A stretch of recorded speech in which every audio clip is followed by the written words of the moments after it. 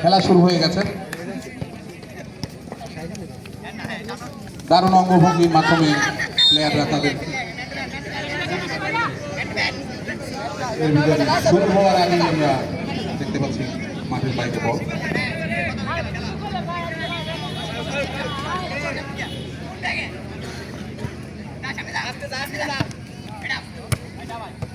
সুন্দর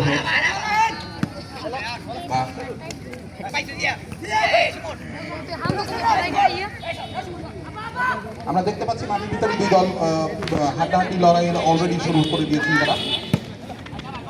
বল ইতিমধ্যে আদরি এন্টারপ্রাইজের কাছে আছে।